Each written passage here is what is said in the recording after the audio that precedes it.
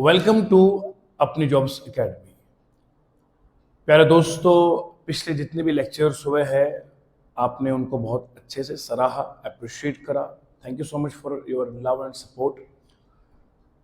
आज हम कुछ नए क्वेश्चंस करेंगे क्योंकि आप जानते हैं मैंने आपको नंबर सिस्टम जो है मैथमेटिक्स का पहला चैप्टर है जहां से हमने शुरुआत करी है।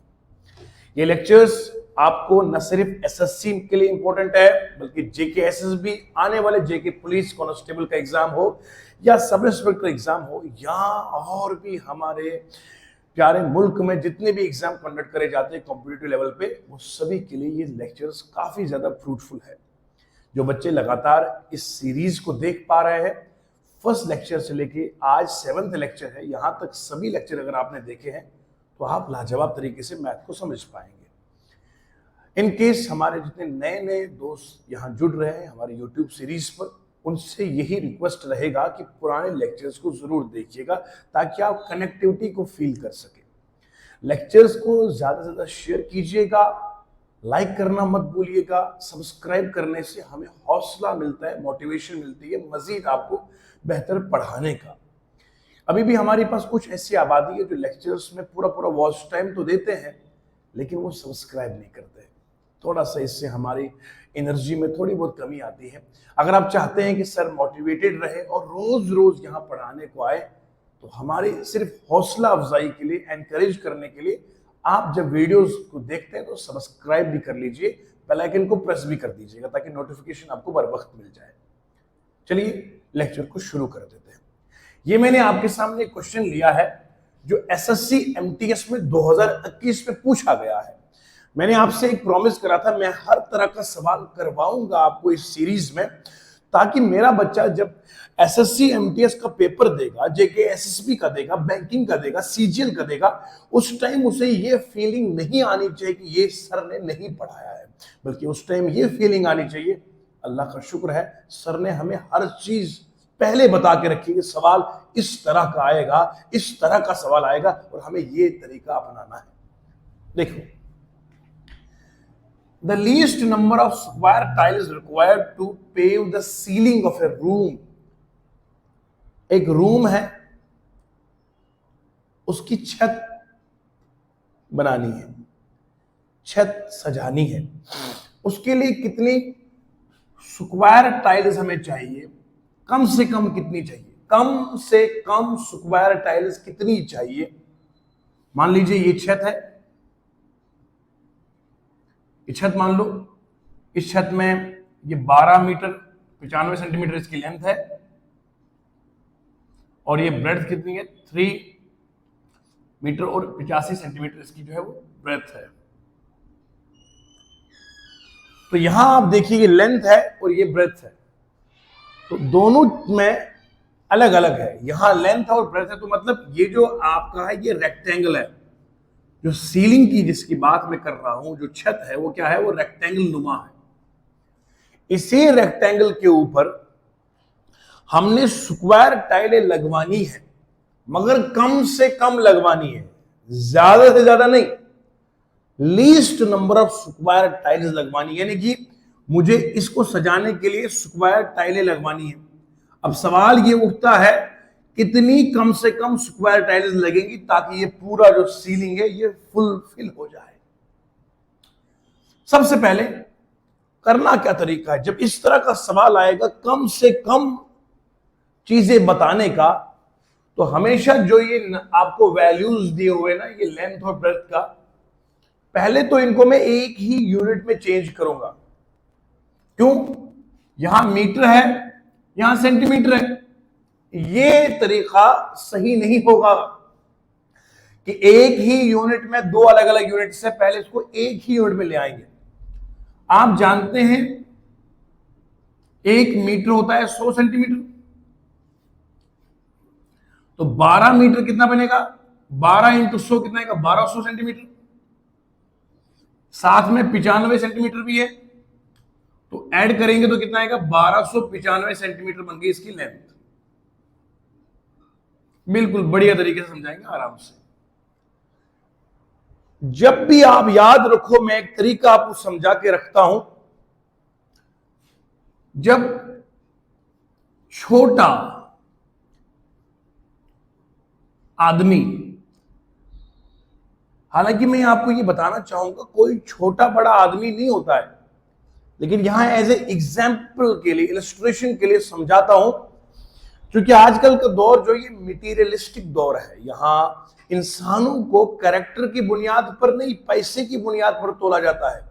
तो यहां छोटा और बड़ा उसी को कहा जाता है जिसके पास पैसा हो। तो मैं जस्ट एक एग्जाम्पल दे रहा हूं, लेकिन आप बच्चों ने ये सोच नहीं बनानी है कि छोटा वो होता है जिसके पास पैसे नहीं हो। नहीं, इंसान दिल से और सोच से बड़ा होता है। जिसकी सोच अच्छी, जिसका कैरेक्टर ब्यूटीफुल, वो दुनिया में सबसे अमीर होता है। तो याद रखिए, जब छोटा आदमी, मतलब पैसे के हिसाब से अगर देखा जाए, जब वो अमीर आदमी के पास मिलने जाता है, कोई गरीब देखिए, मजदूर जब किसी महल में जाता है तो हमेशा देखा गया है कि वो हमेशा बड़ी नरमी के साथ पांव रखता है, बड़ा लहजा नरम होकर बात करता है।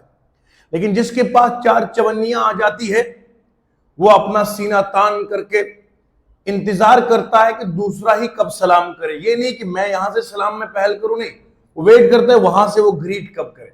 अफसोस की बात है। तो देखिए जरा, जब जब जब ऐसा गरीब आदमी अमीर वाले से मिलता है, जस्ट एन एग्जाम्पल इसको प्रैक्टिकल मत जानिएगा, तो वो झुक के जाता है, यानी कि वो उसके बातों में झुकाव होता है, नरमी होती है। पता नहीं ये मेरा मालिक जो है, जिसके पास मैं काम करता हूं, बुरा ना माने, नौकरी से ना निकाल दे, या खौफ। तो वो हमेशा लहजा संभाल के बात करता है, झुक के बात करता है। लेकिन जब यही अकड़ वाला बंदा इसके पास आता है तो ये सीना तान के गाता है। तो यहां मैथ में तरीका याद रखना है, जब छोटे वैल्यू को बड़े में चेंज करना है, झुकना मतलब डिवाइड करो, और जब बड़े को छोटे में चेंज करो तो मल्टीप्लाई करो। अब तरीका याद समझेंगे यहां से। बोलो बेटा, मीटर बड़ा है या सेंटीमीटर बड़ा है? ऑब्वियसली सेंटीमीटर बड़ा है, छोटा है। मीटर बड़ा है, सेंटीमीटर छोटा है। मैंने अभी समझाया, जब बड़ा छोटे के पास जाता है, अकड़ है, क्या कहते हो, जब बड़ा छोटे के पास जाता है तो हमेशा याद रखना है मल्टीप्लाई करना है। इसीलिए मैंने यहां मल्टीप्लाई 100 से किया, क्योंकि मैंने छोटे को बड़े में चेंज कर दिया। और जब अगर मुझे सेंटीमीटर को चेंज करना हो मीटर में, छोटे को बड़े में चेंज करना हो, तो हमेशा डिवाइड करना पड़ता है। क्या करना पड़ता है? डिवाइड। यहां 100 से मल्टीप्लाई करूंगा, वहां 100 से डिवाइड करूंगा। ये हमेशा हर जगह फॉलो होता है ये रूल। छोटे को बड़े में चेंज करना है तो मिलके बोलो डिवाइड करना पड़ेगा। छोटा झुक के जाता है, डिवाइड। जब बड़ा छोटे में चला जाएगा, छोटे के पास, अकड़, मल्टीप्लाई करके जाएगा। तो इस कॉन्सेप्ट को याद रखना है।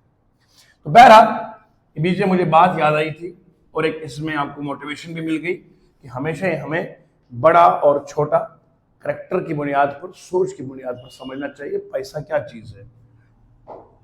लेंथ 1295 हो गया, और यहां अगर हम ब्रेथ की बात करेंगे तो देखिए जरा कितना बनेगा। 3 मीटर का मतलब होता है, मल्टीप्लाई करेंगे ना 100 से, तो आएगा 300 सेंटीमीटर आएगा, और 85 प्लस कर देंगे तो कितना आएगा बोलो? 385 सेंटीमीटर बन गई इसकी ब्रेथ।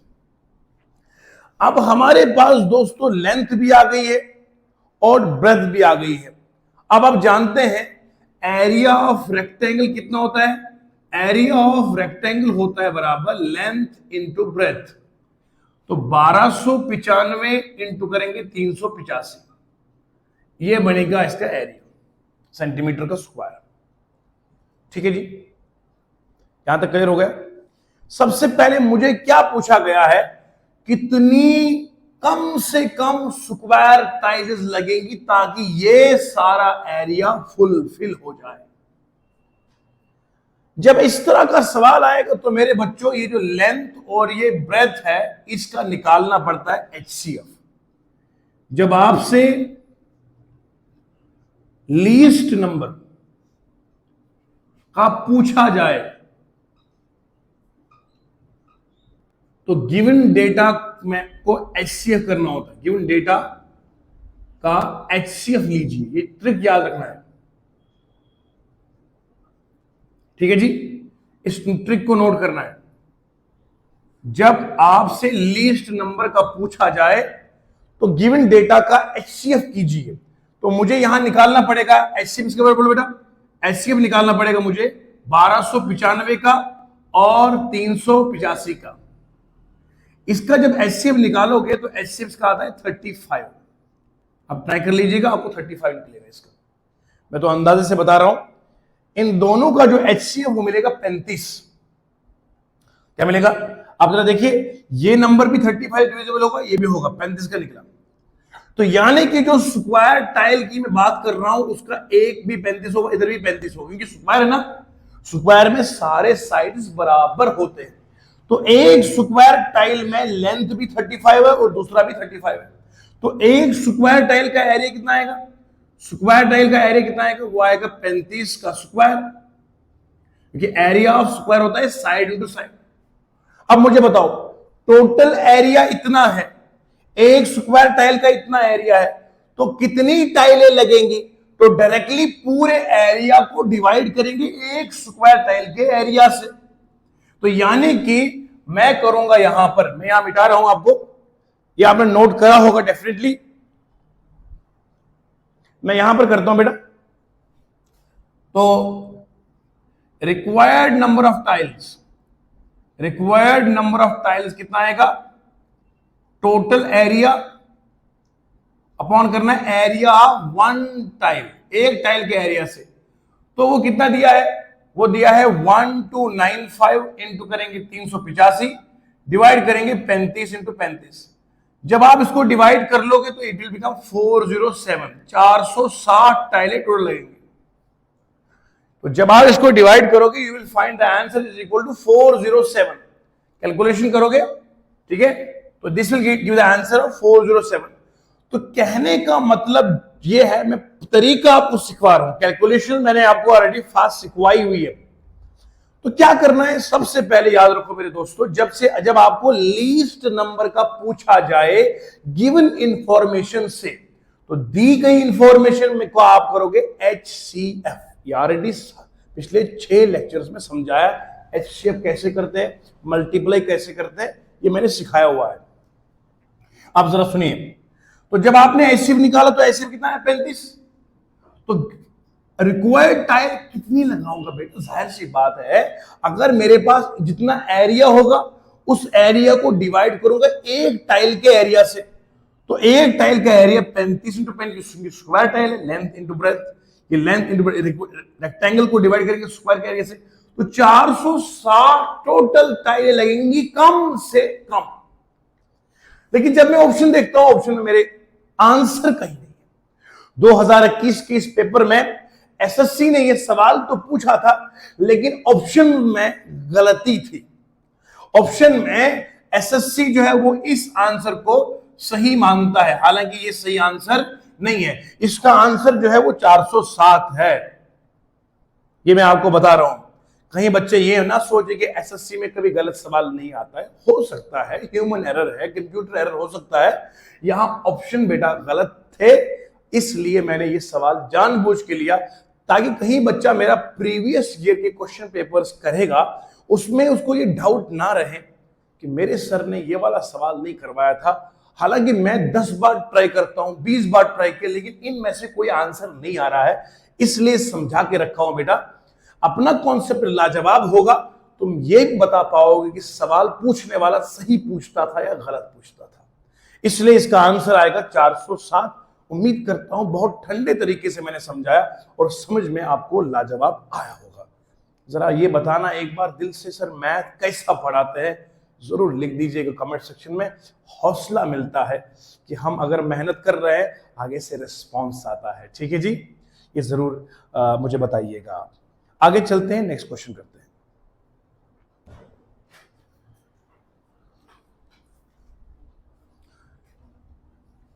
हाँ तो प्यारे दोस्तों, ये वाला क्वेश्चन देख लीजिएगा। ये वाला क्वेश्चन एसएससी सीजीएल के 2022 के पेपर में पूछा गया था। ध्यान से सुनने की जरूरत है। लिखा है एसएससी सीजीएल के 2022 का पेपर है, 6 बेल्स। कितने बेल है बोलो? 6 बेल। क्या कहा था मैंने आपको, मैं हर सवाल कराऊंगा एलसीएम और एचसीएफ के ऊपर, जितने पॉसिबल केसेस है मैं कराऊंगा। देखिए बेटा, एक बात याद रखनी है, मैं जितना बंदा पढ़ता है ना उतना कम पढ़ता है। ये जीएस नहीं है, ये मैथ है। और हम बात वही करते हैं जो प्रैक्टिकलिटी में पॉसिबल है। मैथ को छोड़ोगे तो एग्जाम कॉम्पिटिटिव पास नहीं हो सकता है। मान लीजिए एलसीएम और एचसीएफ के ऊपर आपने 2 तरह के सवाल किए, 4 तरह के आपको करवाए गए टीचर ने। टोटल एलसीएम और एचसीएफ के ऊपर मेरे तजुर्बे के मुताबिक, मेरे पास किताबों का जखीरा है, एटलीस्ट 12 to 13 टाइप्स के अलग अलग क्वेश्चन आते हैं सिर्फ एलसीएम और एचसीएफ के ऊपर, जैसे मैंने आपको कराया इन लेक्चर्स में। अगर आप 2 या 3 टाइप्स को पढ़ के जाएंगे और समझोगे मैंने पूरा एलसीएम एचसीएफ पढ़ लिया, फिर भी सक्सेस नहीं हो सकती है। ये सामने आपके लिए एक आईना है कि देखिए इस तरह का सवाल भी आता है। अभी मैंने आपको टाइल्स वाला सवाल करवा दिया, वो एचसीएफ के ऊपर डिपेंडेंट था। अब ये वाला सवाल जो है, देखिए जरा क्या लिखा है, 6 बेल है, 6 bells begin to toll together, बजना शुरू कर दिए, and tall respectively eight intervals. एक बेल शुरू हो गई 3 सेकंड पे, 4 सेकंड पे, 6 सेकंड, 7 सेकंड, 8 सेकंड और 12 सेकंड, यानी कि 6 बेल्स है। इमेजिन करो आपके सामने यहां 6 बेल है, एक बेल को क्लिक करा तो 3 सेकंड पे ये बजना शुरू हो गई, अगली बेल शुरू हो गई किस पे, 4 सेकंड पे, 6 सेकंड पे, फिर आया 7, 8 और 12 सेकंड पे। आप अंदाजा लगाइए एक टाइम ऐसा आएगा कि जब ये सारे एक साथ बज रहे होंगे। हमसे पूछा गया एसएससी सीजीएल ऑफिसर लेवल के एग्जाम में कि बताओ कब दोबारा ये एक साथ बजेंगे। जब इस तरह का सवाल आएगा ना, टुगेदर वाला का सवाल आएगा, एक साथ बजने का सवाल आएगा, तो इस कॉन्सेप्ट में हमेशा याद रखो हम करते हैं एलसीएम। क्या करते हैं बेटा? तो इस तरह का सवाल अगर आएगा तो there is a trick, we have to always find LCM. क्यों एलसीएम करेंगे? एलसीएम का मतलब होता है इन सभी नंबर्स का वो पहला पॉइंट जब ये सब आपस में मिलेंगे। आपको पता है एलसीएम में क्या निकलता है, मतलब 2 और 4 का एलसीएम कितना है? आप बोलते हो 4 है। क्यों? 2 भी 4 को डिवाइड करता है, 4 भी 4 को डिवाइड करता है। तो पहला पॉइंट जहां 2 4 से मिलेगा वो 4 ही है, क्योंकि 4 भी 4 को डिवाइड करता है और 2 भी करता है। ये मैंने ऑलरेडी प्रीवियस लेक्चर्स में सिखाया है, इंतहाई गहराई के साथ पढ़ने की जरूरत है बेटा। देखो जरा इस सवाल को, तो क्या करूंगा मैं इस सवाल में? एलसीएम निकालूंगा। बोलो एलसीएम निकालूंगा 3 का, 4 का, 6 का, 7 का, 8 का, 12 का। मैंने आपको एलसीएम की शॉर्टेस्ट तरकीब सिखाई थी। मैंने कहा ये जो बड़ा नंबर होता है इसी के मल्टीपल ले लो आप। जब 12 को आप मल्टीपल लेते जाओगे, 12 पंजे 60, लेकिन 60 को 8 डिवाइड नहीं करता है। मुझे ऐसा नंबर लेना है, ऐसा नंबर लेना है जिसको 3 भी डिवाइड करेगा, 4 भी करेगा, 6 भी करेगा, 7 भी करेगा, 8 भी करेगा, 12 भी करेगा। जब आप 12 का टेबल आगे पढ़ते जाओगे, 12 इंटू 12 करोगे तो 144 आएगा। जब उससे आगे बढ़ोगे तो सबसे पहला नंबर आपको मिल जाएगा 168। क्या मिलेगा? बोलो 168 ऐसा नंबर है जिसको 3 भी डिवाइड करेगा, 4 भी करेगा, 6 भी करेगा, 7 भी करेगा, 8 भी करेगा और 12 भी करेगा। आप ट्राई कर लीजिएगा। 168 ऐसा नंबर है जिसे सारे नंबर डिवाइड कर रहे हैं। तो याद रखो कितने सेकंड के बाद वो आपस में फिर मुलाकात करेंगे? The answer is 168। Simple answer है, जस्ट हमने क्या किया, एलसीएम को फाइंड कर लिया। सीजीएल का सवाल सेकंड्स में खत्म। अप्रोच सही हो तो जवाब क्यों ना आएगा?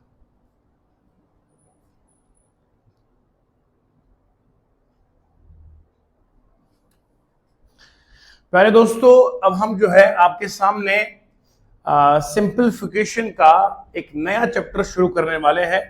बस आपके तवज्जो की बहुत जरूरत है, ठीक है जी। इन केस जो मैंने अभी तक आपको पढ़ाया, नंबर सिस्टम, एलसीएम, एचसीएफ, उसके ऊपर सवाल करवाए, यूनिट डिजिट पे सवाल करवाए, रिमाइंडर फाइंड करने पर सवाल करवाए हैं। अगर किसी बच्चे को कोई भी सवाल आता है प्रैक्टिस करते हुए और दिक्कत आती है जवाब फाइंड करने में, तो हमारा ऑफिशियल नंबर है एकेडमी का, अपनी जॉब्स एकेडमी का, वो वीडियो पे डिस्प्ले होता है, वहां पर आप स्क्रीनशॉट भेजिएगा, हम आपको जरूर जवाब व्हाट्सएप पे सेंड कर देंगे, ठीक है जी। इतना आपके लिए एक्स्ट्रा सपोर्ट करेंगे ऑनलाइन। अब आइए शुरू करते हैं सिंपलीफिकेशन। सिंपलीफिकेशन का मतलब क्या होता है? असल में अगर ग्रामर की नजर से देखा जाए तो सिंपलीफिकेशन असल में नाउन है, किसी चीज का नाम है। ये सिंपलीफिकेशन को कहते हैं असल में टू सिंपलीफाई, किसी को सहल करना, आसान बनाना, एक कॉम्प्लेक्स चीज को आसान फॉर्म में तब्दील करने का नाम है सिंपलीफिकेशन। तो सिंपलीफिकेशन का मतलब होता है to change complex to simple, complex चीज को सिंपल में चेंज करने का नाम है सिंपलीफिकेशन। आइए जरा समझते हैं ये भला क्या चीज है। इसके सवाल एसएससी में जरूर आते हैं, चाहे वो क्लास 4th लेवल का एग्जाम क्यों ना हो, एसएससी का सिंपलीफिकेशन पे सवाल जरूर आते हैं। समझते हैं ये है किस चीज का नाम। मिसाल के तौर पर मेरे पास लिखा है 2 into 4 plus 3 minus 2 divided by 6 into 4 plus 3 minus 2 example, इस तरह का कोई सवाल दिया गया है। It is just an example for you.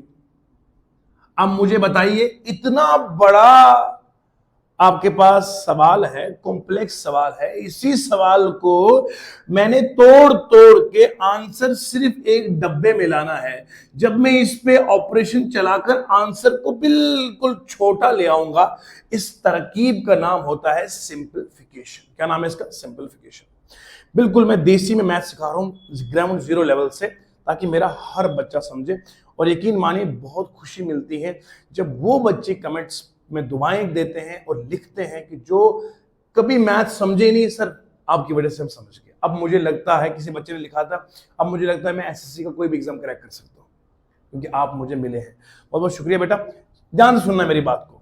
ये जो हमारे पास है ये एक ह्यूज कैलकुलेशन है, इतनी बड़ी भी नहीं पर है। इसको छोटा करना है, लेकिन छोटा मैं अपनी अकल से नहीं करूंगा, मैं मैथ से पूछूंगा भैया बता इसको छोटा कैसे करूंगा। तो मैथ मुझे कहता है आपको मेरे पास आना पड़ेगा। मैंने कहा आ गया। सुनो, 2 + 3 कितना होता है? मैंने कहा 5 का। ठीक है, मैथ अच्छा तेरा। 3 - 2 कितना होता है? मैंने कहा 1 का। 3 × 2 कितना होता है? मैंने कहा 6 का। 3 डिवाइडेड बाई 2 करें तो कितना होता है? मैंने कहा ये होता है 1/2, यानी कि 1.5 होता है। अच्छा, समझदार आदमी है। कहने लगा अगर 2 + 3 को 3 + 2 करोगे तब भी कितना आएगा? मैंने कहा 5 ही आएगा। तो कहने लगा मैथ मुझे, कहा यार देखना यहां जो नंबर है सब जगह सेम है। मैंने कहा ठीक, नंबर तो सेम है। कहा इधर भी देखना नंबर सेम है। मैंने कहा सेम है। कहा नंबर तो सेम है लेकिन आंसर देखना, आंसर तब्दील हो गए हैं। यहां 5 था, यहां 1 है, यहां 6 है, यहां 1.5 है। नंबर इधर सब सेम है लेकिन बीच में ऐसा कुछ हमने कर दिया खेल कि आंसर ही बदल गए। मैंने कहा किया क्या? कहने लगा ये जो बीच में तुम देख रहे हो ना, प्लस माइनस मल्टीप्लिकेशन डिवाइड, बोले इन्हीं का तो सारा कमाल है। मैंने कहा क्या? कहने लगा जो ये प्लस है ना, माइनस है, ये सब अलग अलग है। मैंने बोला इनको क्या बोलते? बोला इनको बोलते ऑपरेटर्स। क्या बोलते इनको? ऑपरेटर्स। अच्छा, इन्हें ऑपरेटर कहेंगे तो ऑपरेटर मैंने सुना होता है जो ऑपरेशन करते। कहा ये भी तो ऑपरेशन ही करते हैं। यहां जो कार्रवाई हुई इसका नाम है एडिशन। ये ऑपरेशन एडिशन का हुआ, ये ऑपरेशन यहां सब्ट्रैक्शन का हुआ, ये ऑपरेशन यहां मल्टीप्लिकेशन का हुआ, ये ऑपरेशन यहां डिवीजन का हुआ। सर ऑपरेशन ही तो किया। हाँ, जिन जिन लोगों ने ये ऑपरेशन करने में योगदान दिया, हेल्प करी है, वो प्लस है, माइनस है, मल्टीप्लाई है, डिवाइड, इनको बोलेंगे ऑपरेटर्स। आई समझ? ये है ऑपरेटर्स, ये है ऑपरेशंस। मैथ ने कहा अगर इतना तेरे को समझ में आया है तो मैं आगे बोलूं। कहा ये जो ऑपरेटर है ना, इन ऑपरेटर्स को अपनी मर्जी से नहीं चला सकते हो। जब दिल किया प्लस किया, जब दिल किया माइनस किया, दिल की बात नहीं है। यहां मेरे कानून चलेंगे, मेरे रूल चलेंगे। मैंने कहा वो क्या थे? कहा सुनो, अगर आपको प्लस माइनस इनको चलाना है तो अपनी मर्जी से नहीं। जैसे आप गाड़ी चलाते हो, आपके पास जो गियर सिस्टम होता है ना, गियर, वो अपनी मर्जी से गियर आप नहीं लगाते हो। फर्स्ट क्या लगाना है, सेकंड कौन सा लगाना है, ऐसे एकदम से बंदा 4 पे नहीं जा सकता है ना। तो कौन सा गियर कब लगाना है, इसके लिए आपको प्रॉपर सीखना पड़ता है। उसी तरीके से ये कब आएगा, ये कब आएगा, ये कब आएगा, इसके लिए मैथ ने कहा मैं आपको बताऊंगा। मैंने एक रूल निकाला, उस रूल का नाम है बॉडमास। अच्छा, ये बॉडमास रूल निकाला तुमने। कहा ये जो बॉडमास है ये असल में रूल है, ये मेरा कानून है कि बेटा पहले क्या लगाओगे, इस कानून के मुताबिक सबसे पहले आप डिवीजन को लाओगे, फिर मल्टीप्लिकेशन को लाओगे, फिर प्लस को लाओगे, फिर माइनस को लाओगे। क्यों? डिवीजन पहले, मल्टीप्लिकेशन बाद में, फिर एडिशन, फिर सब्ट्रैक्शन। तो पहले नंबर पे आएगा डिवीजन, मल्टीप्लिकेशन, एडिशन। और इसका मतलब यह है कि मैं अपनी मर्जी से प्लस पहले नहीं कर सकता, मैं डिवाइड को हमेशा पहले नंबर पे रखना है, फिर करना है मल्टीप्लाई, फिर प्लस करना है, फिर करना है माइनस।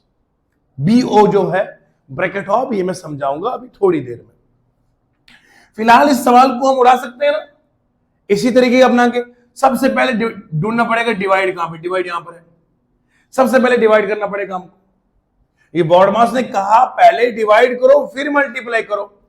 अगर हम इसे गौर से देखेंगे तो कर सकते हैं ना हम, सर कर सकते हैं ना, क्यों नहीं कर सकते।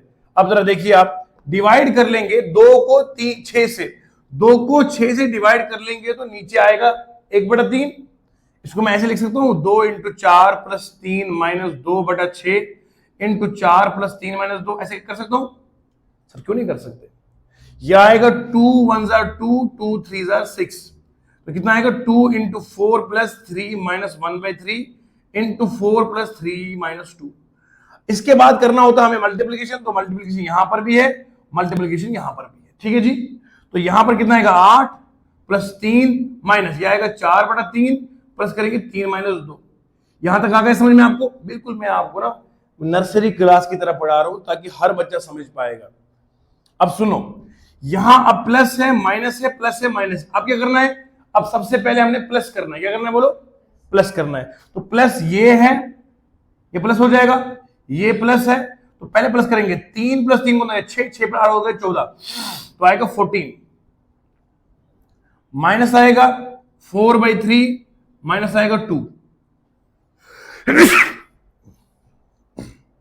अल्हम्दुलिल्लाह। 14 में -2 करेंगे, पहले से करेंगे तो कितना आएगा बोलो? 12 आएगा। 12 माइनस करेंगे 4/3। अब चूंकि ये क्रॉस मल्टीप्लिकेशन वाला सवाल है, इधर करेंगे। 12 × 3 होता है 36, 36 - 4/3 करेंगे तो कितना आएगा बोलो? यह आएगा आपको 32/3। This is the answer, shortcut में। तो इस तरह से हमने इसको सिंपल पे करके बताया। अगर पॉइंट्स में निकालो तो पॉइंट्स में निकाल सकते हैं। किया क्या हमने? सबसे पहले हमने क्या करना है, इसको डिवाइड करना है। 2/6 में आएगा 1/3 आएगा। क्या आएगा बोलो? 1/3 आएगा। अब जब हमने डिवाइड किया उसके बाद क्या करना होता है? मल्टीप्लिकेशन। तो मल्टीप्लिकेशन ये करेंगे, 4 दूनी 8 आएगा, 4 1 4, 4/3 आएगा, बाकी रहेगा वैसे ही। तो यहां आप देखो ये 8 आया, ये प्लस है, ये प्लस है, तो 8 + 3 11, 11 + 3 कितना आएगा? 14 आएगा। तो 14 में लिख दिया यहां पे। फिर माइनस क्या करूंगा? 4/3 और -2। 14 में 2 करेंगे माइनस तो 12 आएगा, 12 में माइनस करेंगे 4/3। 3 12 होता है 36 - 4/3। क्रॉस मल्टीप्लिकेशन बोलते हैं इसको, कैंची वाला ज़र बोलते हैं इसको। इससे करना पड़ता है, इसको इससे करना पड़ता है, इसको इससे करना पड़ता है। ये बचपन का तरीका है। 3 12 36 - 4/3। 36 में 4 माइनस करेंगे तो आएगा 32/3। This is the answer. तो यहां से आप नोट कीजिएगा, हमने इस इतनी बड़ी कैलकुलेशन को इस तरीके से निकाला। अगर आप एक स्टेप बी फॉलो नहीं करेंगे, बॉडमास का आंसर ये नहीं आएगा, आंसर कुछ और ही आएगा। मैं आपको एक साधारण तरीके से समझाने की पूरी कोशिश करूंगा बेटा कि मैं क्या कहना चाह रहा हूं। फिलहाल इतना आपने नोट किया कि बॉडमास का रूल एग्जीक्यूट करते ही हम जो है आंसर निकाल सकते, अदरवाइज आंसर निकालना हमारे लिए पॉसिबल नहीं है एग्जैक्ट। अब जरा सुनिएगा,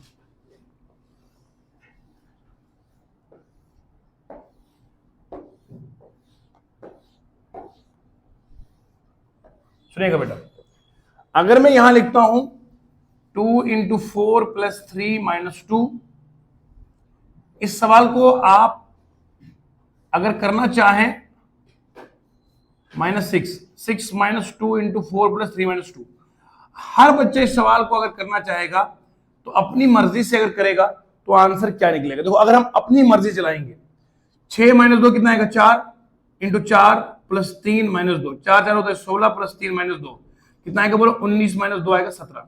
ये तो हो गया कि हमने बॉड मास को देखा ही नहीं, हमने लगाया अपना दिमाग, जो सामने मिला उसको करते गए, तो ये बॉड मास को एग्जीक्यूट नहीं करा। अब देखो बॉड मास लगाएंगे, क्योंकि फॉलो किसको करना है, मैथ को फॉलो करना है, ना कि अपने आप को।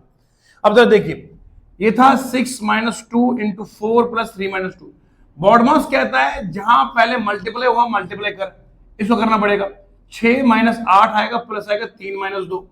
सबसे पहले बोलता है फिर प्लस कर, ये प्लस में है ये प्लस में है, तो 6 प्लस ये कितना आएगा 9 माइनस 8 माइनस 2, ये आएगा 9 में 8 करेंगे तो 1 आएगा, 1 माइनस 2 कितना आएगा, तो -1 आएगा आंसर। तो बॉड मास का रूल एग्जीक्यूट करने पर -1 आया, और जो खुद से दिमाग लगाया तो 17 आया। तो इसलिए बोल रहा हूं मैं, सिंपलीफिकेशन के सवाल हमेशा एसएससी में जरूर आते हैं, ताकि वो आपकी मेंटल एबिलिटी को चेक करते हैं, क्या आपने बॉड मास पढ़ा था या नहीं पढ़ा था। हालांकि ये बिल्कुल क्लास 4th के लेवल के सवाल है, लेकिन इस लम्हे में आपको ये चेक करा जाएगा कि आपकी नजर इस पर भी है या नहीं है। जब आप खुद के इस रूल को लगाओगे तो 17 आया, पर आंसर तो -1 है। कैसे निकाला, सबसे पहले मल्टीप्लाई करा, 2 into 4 is 8। फिर आपने क्या करना है, जब मल्टीप्लाई हो चुका फिर बोला क्या करना है, बॉड मास ने बोला फिर करना है प्लस, तो 6 प्लस 3 हो गए 9, 9 माइनस 8 माइनस 2, 9 में से -8 करेंगे तो 1 आएगा, 1 में से 2 करेंगे तो -1 आएगा, तो -1 इज द राइट आंसर। ये है सिंपलीफिकेशन। ओके, मैं आगे बढ़ता हूं और डिटेल से समझाने की कोशिश करूंगा कि हम कैसे आगे बढ़ेंगे। हाँ, तो मेरे प्यारे दोस्तों, अभी तक आपको सिंपलीफिकेशन में हमने आपको पढ़ाया कि बॉड मास का रूल क्या कहता है। आइए जरा इस बॉड मास के रूल को गहराई से समझते हैं, ताकि हम सेकंड्स में सवालों को कर सकें। देखिए ध्यान से, बॉड मास, बचपन में पढ़ा होगा बॉड मास को। बी का मतलब होता है ब्रैकेट, ओ का मतलब होता है ऑफ, डी का मतलब होता है डिवीजन, एम का मतलब होता है मल्टीप्लिकेशन, ए का मतलब होता है एडिशन, और एस का मतलब होता है बेटा सब्ट्रैक्शन।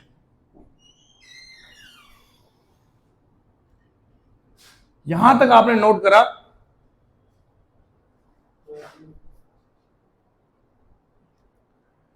तो देखिए जरा, बॉड मास में मैंने लिखा bracket, of, division, multiplication, subtraction और एडिशन। सबसे पहले आएगा ब्रैकेट, फिर आया दूसरे नंबर पे ऑफ, तीसरे नंबर पे डिवीजन, चौथे नंबर पे मल्टीप्लिकेशन, पांचवें नंबर पे एडिशन, लास्ट में आया सब्ट्रैक्शन। तो इस तरह के रूल्स को आपने एग्जीक्यूट करना है कि बॉड मास का तरीका यह है जो मैं आपको समझा रहा हूं। ब्रैकेट में मेरे दोस्तों याद रखिएगा, ब्रैकेट जो होता है यह अलग अलग तरह का होता है। एक को बोलते हैं लाइन ब्रैकेट, ये यूं बार की तरह होता है, लिखा होगा 2 क्रॉस 3, ऊपर दिया होगा बार, लाइन। ये जो लाइन है ना, ये बोलता है लाइन ब्रैकेट। दूसरा होता है जिसको हम बोलते हैं राउंड ब्रैकेट, ऐसे 2 क्रॉस 3। ये जो शॉर्ट वाला ब्रैकेट होता है ये कहते हैं राउंड ब्रैकेट। इसका एक और नाम होता है, उसको बोलते हैं पैरेंथेसिस। ठीक है जी, पूरी जानकारी देंगे आपको। उसके बाद थर्ड नंबर पे आता है, उसको बोलते हैं हम करली ब्रैकेट।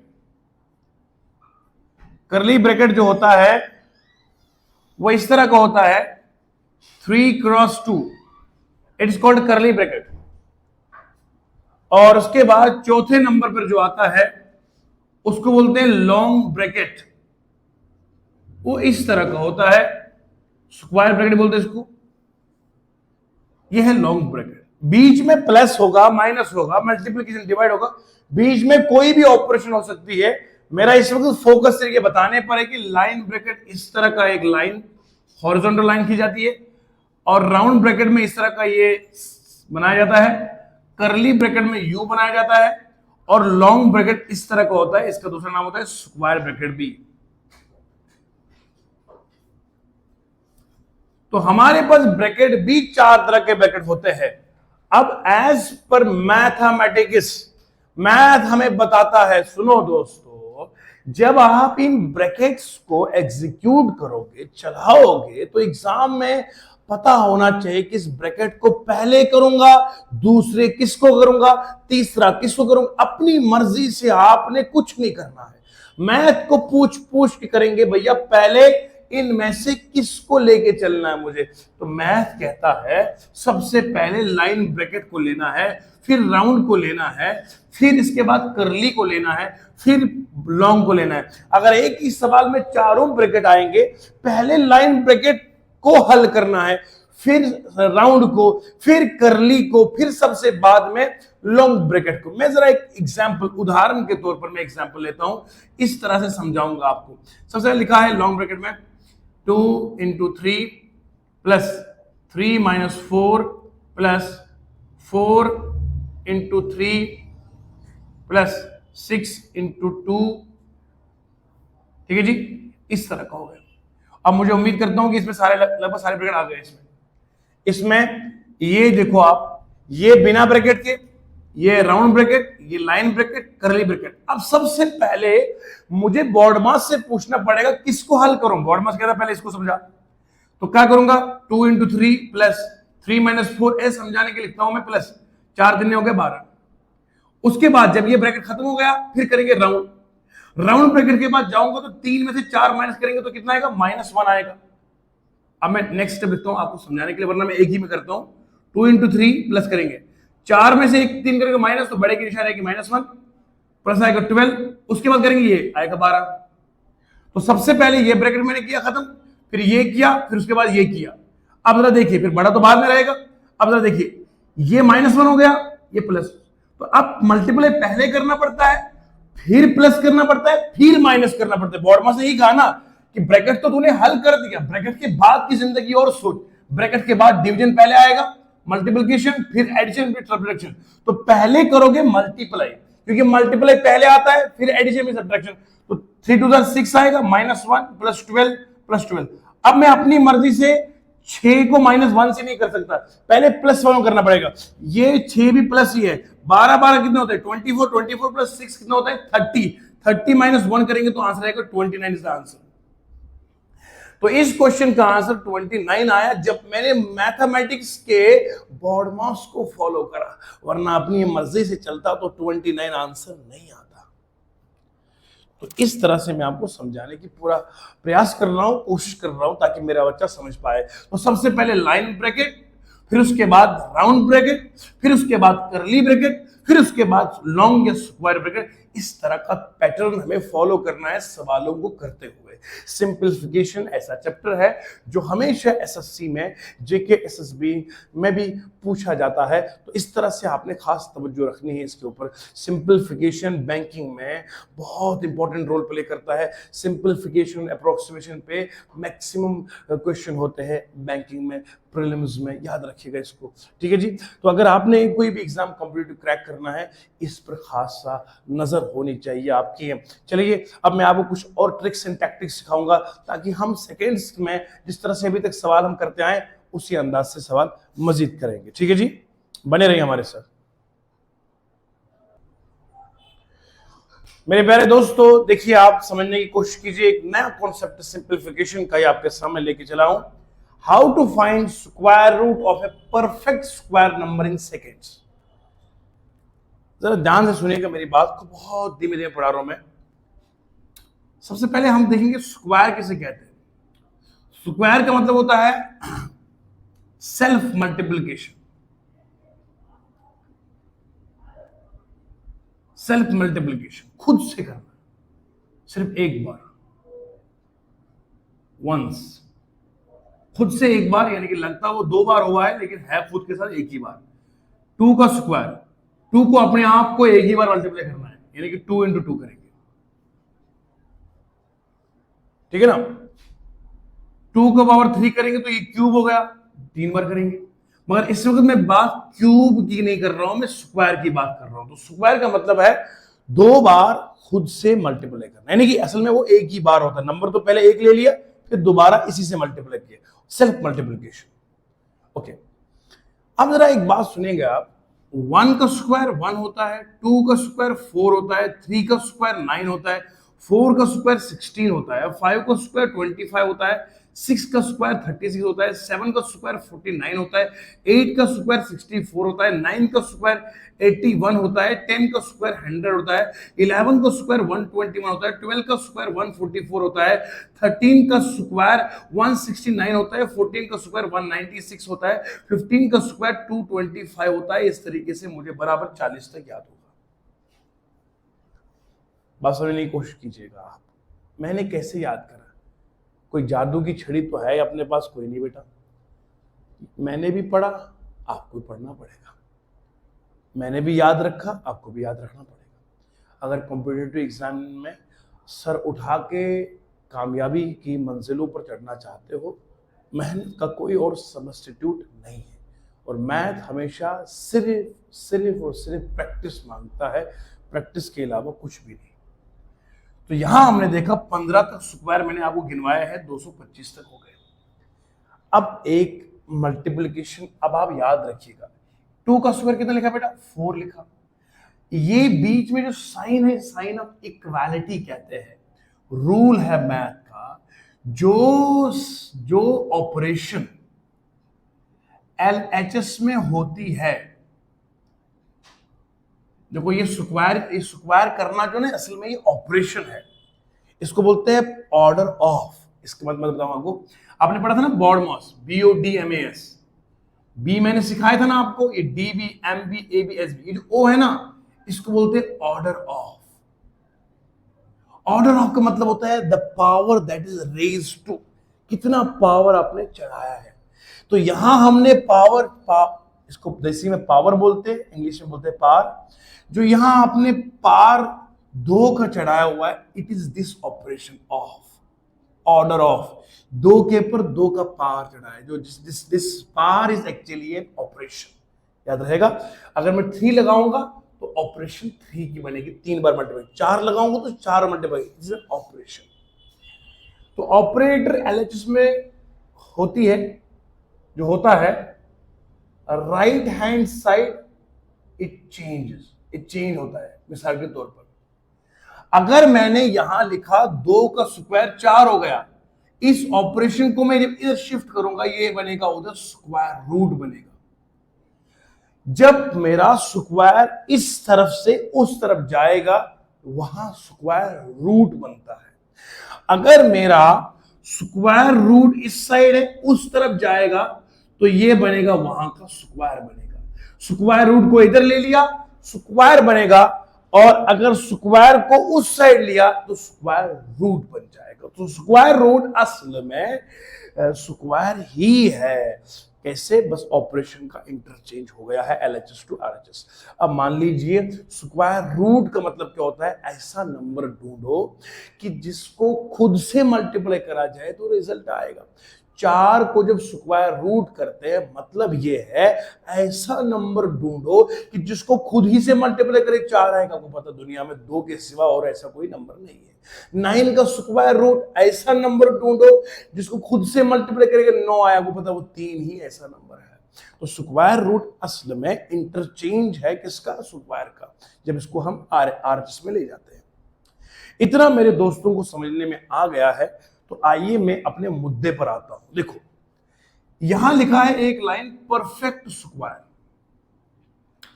परफेक्ट स्क्वायर का मतलब होता है जिनका ऑलरेडी स्क्वायरिंग होती है। जैसे 1 है, 4 है, 9 है, 16 है, 81 है, 21 है।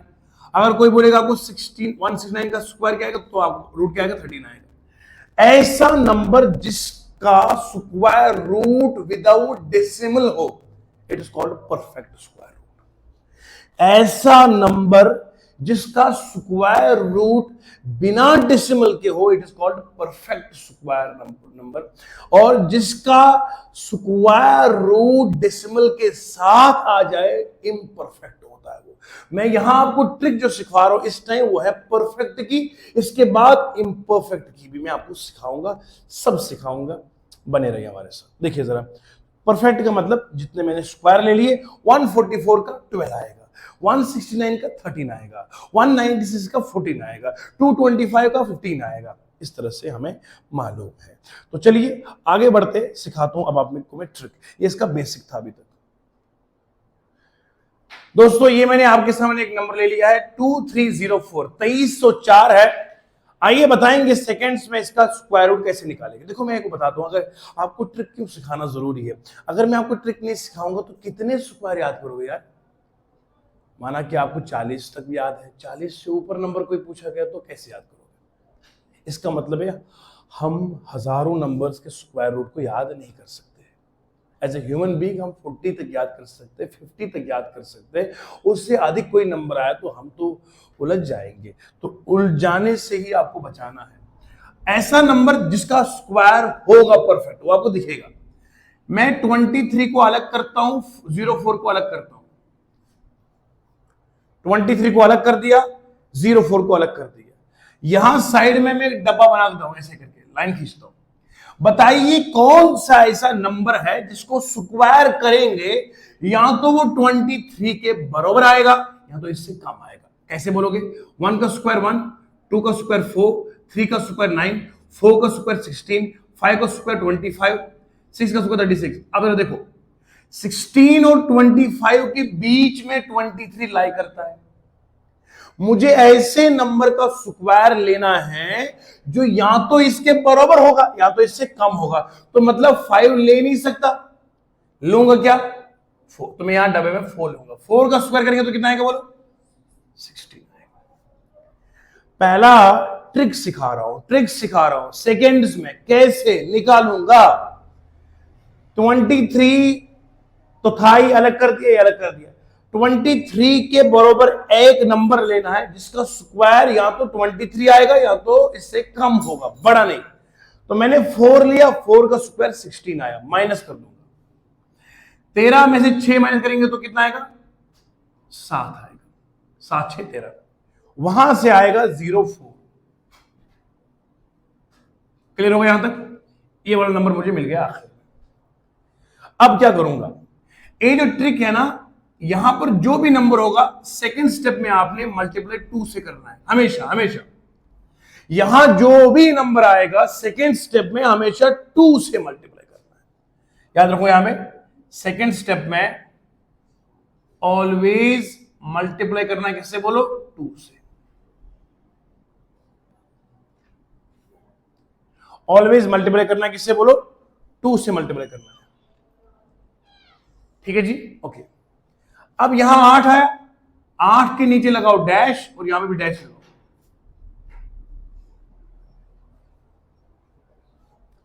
अब मुझे इन दो खाली जगहों में ऐसा नंबर लेना है जिसको मल्टीप्लाई करके इतना आएगा। यहां सबसे पहले मैंने 4 ले लिया। इतना समझ में आया मेरे दोस्तों को? शाबाश। क्यों 4 लिया, रीजन बता दिया। दूसरा स्टेप बताया, जब भी कोई नंबर लोगे, 3 लोगे, 2 लोगे, हमेशा यहां मल्टीप्लाई करो 2 से। 8 आया, 8 की खाली जगह। इन खाली जगहों में एक ही नंबर लेना है। अगर इधर 1 लिया, इधर 1 लेना है, 2 लेना 2 लेना है, 3 लेना है। अगर मान लो मैं 81 लेता हूं, मल्टीप्लाई करूंगा 1 से तो कितना आएगा? 81 आएगा। और मुझे निकालना क्या है? तो मैं क्या करूंगा? What should I do? Last में 4 लाना है। क्या लाना है बोला बच्चों? बोलो ना प्यार से। 4। मुझे लास्ट में 4 लाना है। 4 कब आएगा? 8 को क्या मल्टीप्लाई करूं 4 आएगा। आप जानते हैं अगर मैं 8 को 8 से मल्टीप्लाई करूंगा 64 आएगा, तो लास्ट में 4 आएगा। शॉर्टकट, तरकीब। तो यहां 8 रखूंगा तो यहां पर भी क्या रखना पड़ेगा बोलो? 8। अब 88 इंटू 8 करेंगे। 8 8 कितना होता है? 64। 6 आएगा बोलो। 8 6 64 प्लस कितना आएगा? 70 आया। ये मैंने आपको लॉजिकली समझाया है। 4 निकालने के लिए 8 लगाओ तो आंसर कितना है? 704। माइनस करेंगे तो क्या आएगा? 0। अब ये जो 8 है यहां से उठा के सीधे यहां ले आओ तो कितना बना बच्चों? 48। तो 48 जो होता है 2304 का स्क्वायर रूट 48 ही होता है। इसका आंसर आएगा 48। बताइए आपको लम्हों में समझ में आया कि नहीं आया है? तरीका आसान आपको सिखा के दे दिया मैंने। करना कुछ नहीं है। आपको क्या पता है क्यों बाकी लोग आपसे रेस में आगे जाते हैं?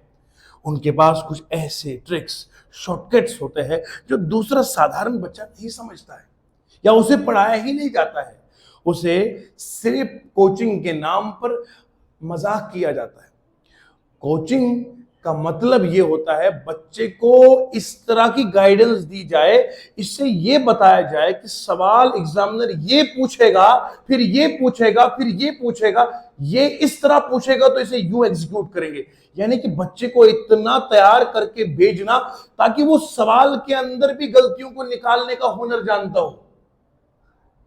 आपने 2-3 ट्रिक्स सिखाई और बोल दिया बेटा सिलेबस हो गया, कैसे बनेगा काम? ठीक है, सोचने की जरूरत है आपको भी। सारा बच्चों का कसूर नहीं है, पढ़ाने वाले का भी कसूर रहता है। तो यहां तक आपने नोट कर दिया कि शॉर्टकट ट्रिक कैसे हम फॉलो करेंगे। एक और नंबर लेते हैं, आपको मैं टाइम समय देता हूं, आप एग्जीक्यूट कर लीजिए अपना दिमाग, देखिए कैसे आंसर नहीं आएगा। शाबाश। मैं एक दूसरा सवाल लेता हूं। दोस्तों ये क्वेश्चन आपके सामने है। मैं जानता हूं कि वीडियो का साइज काफी बड़ा हो चुका है, लेकिन सीखने के लिए जिन बच्चों के को प्यास होगी नॉलेज की वो जरूर वॉच कीजिएगा। ठीक है जी। इसका हमने स्क्वायर रूट फाइंड करना है। कैसे करूंगा? 6 को अलग कर दूंगा, 76 को अलग कर दूंगा। ठीक है जी। फिर डब्बा खींचूंगा यहाँ पे, इसका स्क्वायर 6 के बराबर होगा, 6 से कम होगा, जानते हो आप। 1 का स्क्वायर 1 होता है, 2 का स्क्वायर 4 होता है, 3 का स्क्वायर 9 होता है। तो 3 नहीं लूंगा, क्या लूंगा? 4। 2 का लेंगे, 2 का स्क्वायर लेंगे तो कितना आएगा? 4 आएगा। माइनस करेंगे तो कितना आएगा? 2 आएगा। 76 आएगा। यहां 2 को 2 से मल्टीप्लाई करूंगा, पहला स्टेप होता है, सेकंड स्टेप होता है 4 डैश डैश करूंगा। अब लास्ट में 6 लाना है या 6 लाना है तो क्या करूंगा? 4 के बगल में क्या नंबर लूंगा? 6 आएगा। तो यहां में मैं अगर 6 लूंगा तो 36 आएगा। देखना जरा, 46 को मल्टीप्लाई करेंगे 6 से, 6 6 36, 24 27 आया कि नहीं आया? इसका मतलब है 276 आएगा, ये 0 आएगा, तो ये 6 को यहां ले आएंगे तो 26 आंसर, इसका आंसर 26 आएगा। बात खत्म। तो इस तरह का लाजवाब कंटेंट समझने के लिए आप ज़्यादा से ज़्यादा वीडियोस को शेयर कीजिएगा, ताकि उन बच्चों तक भी हमारी पैगाम पहुंचेगा जो इंतज़ार में रहते हैं कि बेहतरीन टीचर कहाँ मिलेगा। हम ये तो नहीं दावा करते कि हम अच्छा पढ़ाते हैं। I always say, I don't claim I am the best teacher, but I always try to teach the best. मैं कोशिश करता हूँ अच्छा पढ़ाने की, ये नहीं कहा, और ना कभी अपने आप को सर्व मानता हूँ, आपका दोस्त समझता हूँ। ठीक है, हम खुद भी पढ़ते हैं। टीचर हमेशा स्टूडेंट ही होता है हकीकत में, क्योंकि हम पढ़ते हमेशा है। ठीक है जी। अपना बहुत ख्याल रखिएगा, दुआओं में हमेशा याद रखिएगा। इन वीडियोस को आप बहुत ज़्यादा प्यार देते हैं, आपकी दुआएं ही हमारा सहारा है और काम दुआओं से होता है। ठीक है, मिलते हैं फिर अगली वीडियो में, तब तक के लिए अपना बहुत ख्याल रखिएगा। जय हिंद।